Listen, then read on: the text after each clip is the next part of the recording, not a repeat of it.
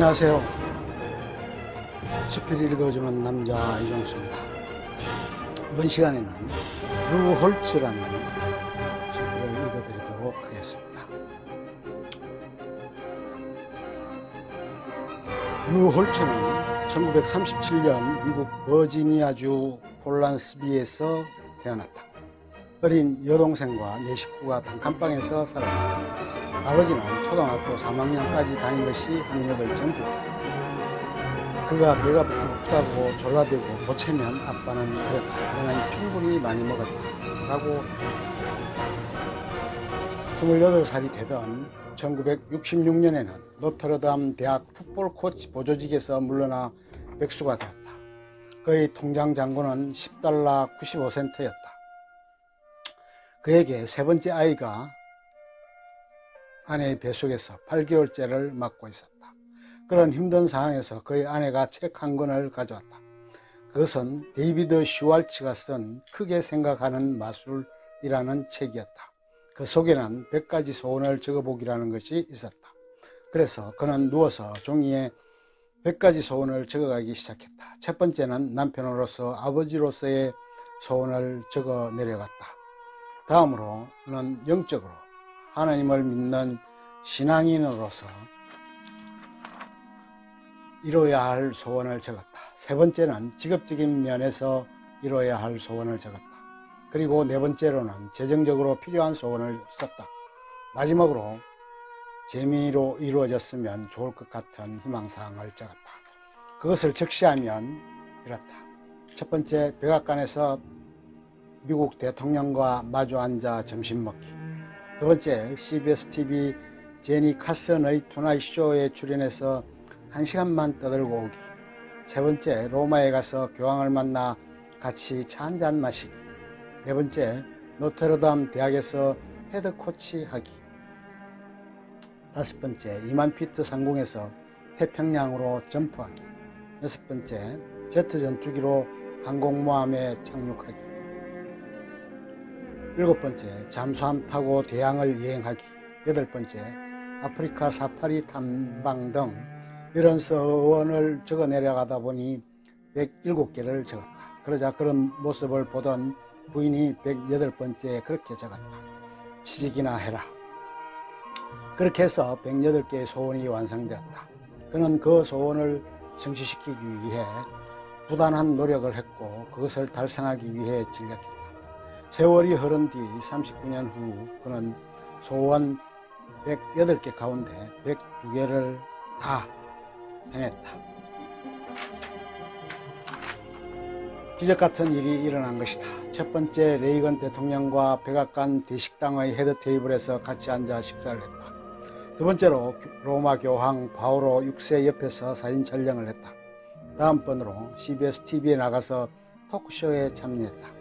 그는 그렇게 열악한 환경하에 태어났음에도 불구하고 반어법적으로 금수저로 태어났다고 한다. 그렇게 자신과 가족을 자랑스러워했다. 세상에는 7가지 색깔이 있다. 그 7가지 색깔로 미켈란젤로는 무엇을 했는가를 보라. 천지창조라는 글작품을 만들어냈다. 음악에서 음계도 7가지밖에 없다. 그렇지만 베토벤은 그곳으로 주옥같은 교향곡을 창조해내지 않았던가. 저 들판의 나무들을 보라. 나무는 끊임없이 성장하지 않으면 죽음에 이르른다. 인간도 나무나 풀과 마찬가지로 성장하지 않으면 도태될 뿐이다. 당신들의 어려운 문제 등을 다른 사람에게 얘기하지 말라. 사람들은 90%가 당신의 고민에 대해서 문제에 관해서 하나도 관심이 없다. 10%마저도 당신의 고민을 기쁘게 받아들이게 된다. 결코 다른 사람에게서 당신 문제의 해답을 구할 수 없다는 부분을 명심해야 한다. 항상 자신의 노력하고 진력하면 어려움과 역경을 다 이겨내고 목표한 바를 성취시켜낼 수 있다. 여러분들이 실패하고 성공하지 못하는 것은 제대로 여러분에게 주어진 여건과 상황 하에서 최선의 노력을 다하지 않았기 때문이다. 당신이 다른 사람들을 실패하게 해서는 안 된다. 언제나 목표를 세우고 그 목표를 세운 바를 달성할 수 있는 구체적인 계획을 만들어서 구체화시키고 죽을 힘을 다해 실현시켜 나가야 한다. 그것이 생을 성공적으로 이끌 수 있는 부분이다. 인생은 그렇게 복잡한 것도 아니다. 단순하게 생각하면 네 가지면 잘 지키고 네 가지를 충실히 하는 것이 필요한 부분이다. 항상 네 가지를 명심해야 한다. 네 가지 중에서 하나라도 잃게 되면 공허함에 휩싸이게 될 것이다. 첫 번째로 우리 모두는 할 일이 필요하다.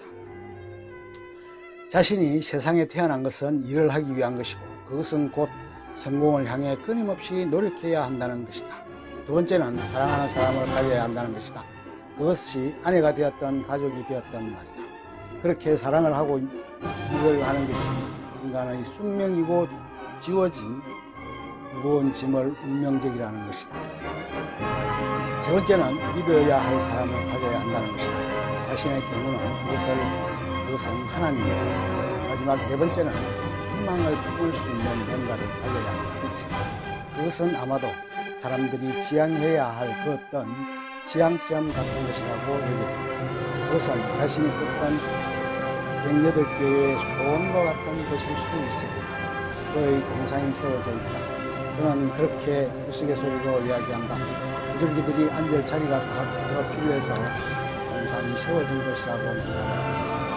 그 풋볼 선수 중간에 있는 그의 동상은 풋볼 코치로서 엄청난 공헌을 가진 그를 기리기 위함이었다. 하워드 워드라는 불세출의 영웅을 길러내기도 했다. 한국인 어머니로 인해 우리에게 더 익숙한 분이었다. 그 홀츠는 이제 코치에서 은퇴해서 해설자로서 명강연자로서 활약을 펼치고 있다. 노트르담 대학의 졸업 연설 장면은 모든 이들의 심금을 울린 명연설로 회자된다. 그의 동상 받침대에는 새 글귀가 새겨져 있다. 믿으세요, 헌신하세요, 사랑하세요. 정말 보기에는 조그맣고 보잘것없어 보이는 사람인 루 홀츠가 이뤄낸 성공은 거의 기적에 가까운 것이다. 정상의 팀으로 팀을 이끌었고 그렇게 정상에 선 팀을 수년 동안 그 정상의 자리를 유지하도록 수성하고 지켜갔다는 것이 전무후무한 일이고 위대한 일이다. 모든 사람이 성공할 수는 없다. 그러나 그 성공에 이르는 길을 발견한 사람은 계속적으로 성취시켜 나가고 이뤄나갈 수 있습니다. 모두 성공하고 이뤄내는 성공 신화를 쓰는 사람들로 넘쳐나길 기대해 봅니다.